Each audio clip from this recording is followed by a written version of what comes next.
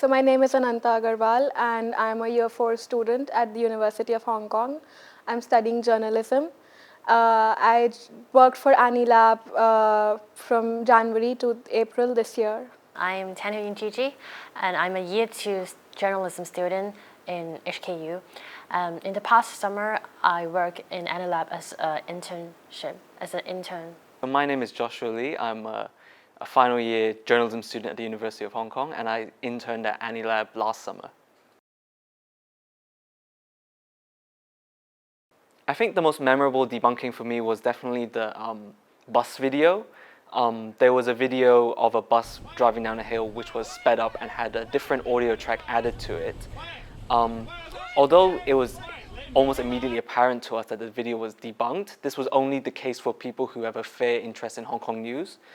So although it was quick to debunk the story, I think what was memorable about that experience was how we packaged that story and presented it to audiences who may not be familiar with the original audio track. I think the story that I'm really proud of will be the one about the Zhangzhou flooding.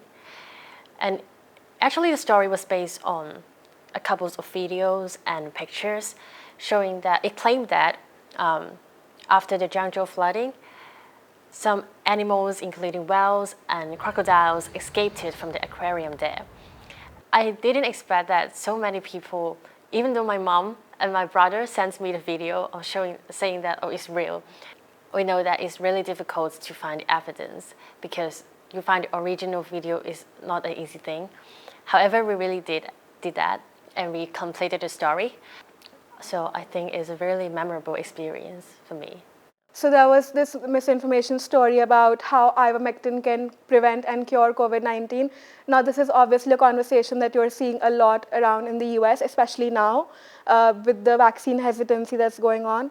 So it was very important to know that this is spreading in social media and has been for a long time, and then to debunk it because obviously it's quite dangerous. So we also read stories that there was a man who took the drug in very heavy doses and he was hospitalized. So it's not just problematic, but it's also dangerous.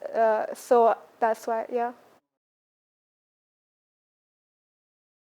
Before being a part in AniLab, I had no idea on how to write a good news article or how to do news reporting. But after entering AniLab, I have a lot of chances to do such things. I would say what I learned from AniLab is really sort of technical skills in journalism. So particularly in terms of verification. So when we encounter potentially false information or fake news, we need to go through our potential list of ways to verify that, and we go through the potential ways to verify that, maybe contacting experts or contacting authorities that are relevant to the story. I came into fact-checking with very little idea of the kind of tools we use. So the primary thing that AniLab taught me was the tools for fact-checking, and just to know what kind of content to look for when you're fact-checking. I think one story we did on lampposts in Hong Kong was particularly challenging. Images were circulating online of lampposts with mysterious objects attached to them, and people were claiming that these objects could have been surveillance devices.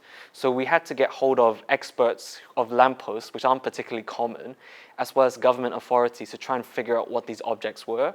Eventually, we were able to contact the relevant authorities as well as lamppost enthusiasts, those exist, and try and understand what these objects were, and in the end, they didn't turn out to be surveillance devices. I think there was this story about you saw multiple people in locked in kind of storage containers, and the claim was that these people are Mexicans and they have been trapped at the border because of Biden's policies. But turned out they were actually quarantine camps in China. So I did not speak Chinese, so I was not familiar with Chinese social media, Weibo. So that was a bit difficult for me to kind of debunk, but then I had the help of the people at AniLab. So fact-checking is usually a lot of teamwork, and that's, I think, the best part of it. There are always some limitations when we are doing fact checking, because even though you spend a lot of time on it, you may not get the results that you want. You can't find the evidence to show that it's a fake news, even though you know it's properly manipulated. So, however, I still enjoy the process, like finding the evidence, because you just feel very excited when you find the things that you want.